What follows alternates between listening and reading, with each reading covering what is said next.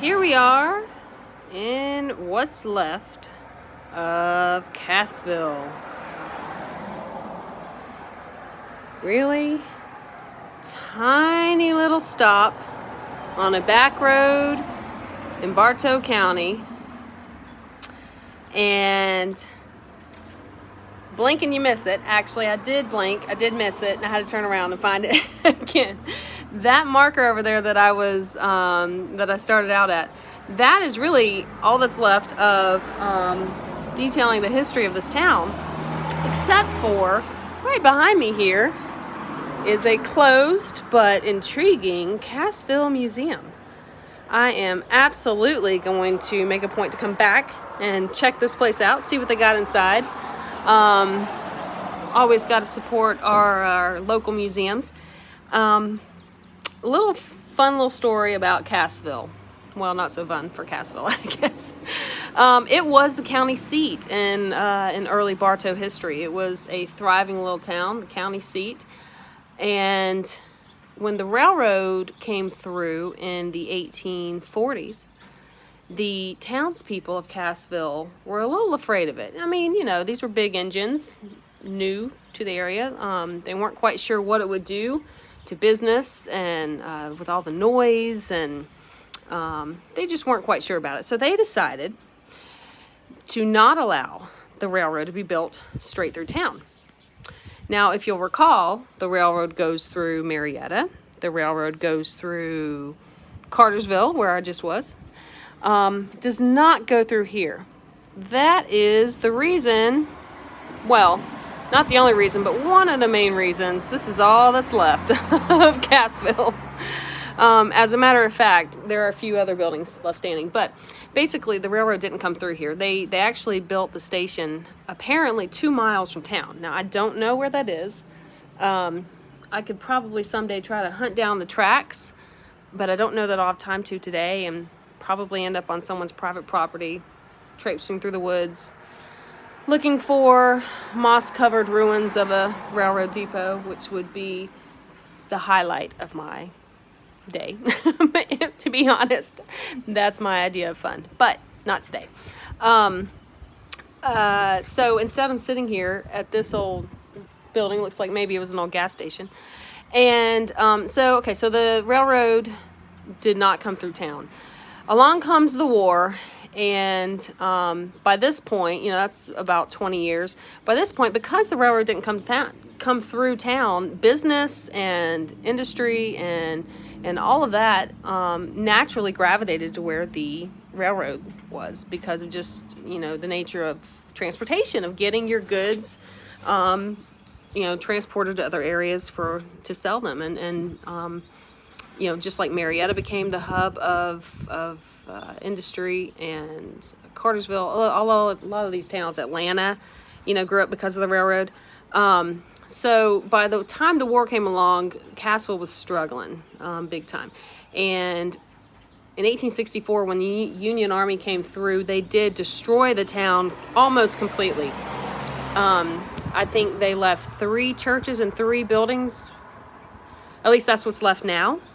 I did drive by a couple of churches that could have been it. I don't know which houses around here are original, but basically, after the war, they were so poverty-stricken during Reconstruction that they really didn't have the funds to rebuild. And to be honest, most people at that point had started moving towards Cartersville, because that's where all the action was. That's where, you know, the businesses, the probably hotels along the railroad, all of those things were. So, to the locomotive chase. Cassville, basically, it was an important station. Cass Station at the time, before the war, before this was all destroyed, the station itself, which was, again, I said 2 miles away from here somewhere. In early 1862, the little stop at Cass was an important one for engines running on the W&A, as it provided wood and water for the journey further northward into the mountains. Knight, remember the Raider Knight, handed the appropriate ticket to the station master. So this seems a little more of a station than Moon Station. And he, Brown, and Wilson, 2 other raiders, stepped over to the stacked cords and began to wood up in the softly falling rain. The station master's name was William Russell, and he was understandably curious at the unexplained arrival of the abbreviated train. Remember, they were not pulling any passenger cars. With no passengers and none of the regular hands running well ahead of the regular schedule. He's like, hey, what you doing here, man? I don't recollect ever seeing you fellas before, Russell said, gnawing thoughtfully on the stem of his pipe. What have you got in there, anyways? He asked, pointing at the 3 closed boxcars. Those boxcars, of course, were holding the raiders. You just drop a few sparks from that pipe of yours inside and you'll find out soon enough, Andrews replied. He calmly and confidently went on to explain the situation.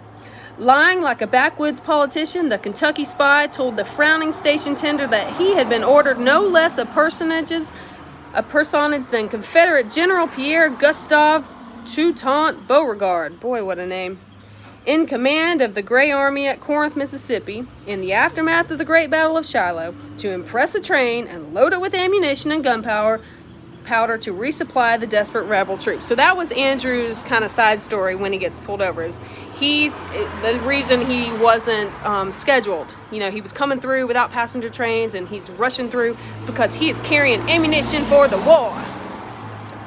This explained the deviation from the schedule, the absence of passenger cars and the regular crew, the 3 closed boxcars, and the apparent haste of the strangers who were now refilling the tender. The very appearance of Andrews, tall, commanding, and perfectly self-possessed, speaking like one who had long been accustomed to authority, was so much like the ideal Southern officer that Russell's credence was won at once. Pittenger later wrote, the station man, who regularly received news of the war, along with batches of other gossip from the crewmen on trains passing up and down the road, was aware of the bloody battle out west and thought it made perfect sense to the hard-pressed Confederate Army would need provisions from the arsenals of Georgia. Let's see. Andrews, ever bold, went one step further and asked for a schedule for the Western and Atlantic. Russell cheerfully took down his own time card and handed it over, saying he would give General Beauregard the shirt off of his back if it would do any good. Andrews' cover story had worked and worked well. Russell would later be heard to say, I would have as soon suspected Mr. Jefferson Davis himself as the one who talked with the assurance that Andrews did. He was a smooth talker. So now he's got the schedule for the WNA, which tells him which trains are coming down from Chattanooga. So that way he kind of had a heads up. Because, I don't think I've mentioned, back then the railroad was only 1 track. It was one, they didn't have 2 tracks like they do now, where they could pass each other. It was a 1-track deal, and so when you knew another train was coming the opposite direction, you had to pull over on all these sidings and wait until that train passed, and then it was clear to go. It's kind of how they scheduled everything out. So if you were off schedule, like Andrews was, you ran the risk of headlong collision into another railroad, locomotive, whatever.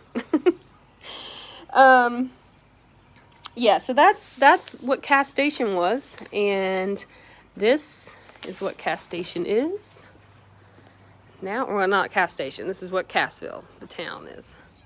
So we got this nice little museum, the Cassville Historical Society. I am going to check you out when I can, when everybody opens back up. And now we will head to Kingston, which is another large station. I believe they have their original depot as well. We'll find out.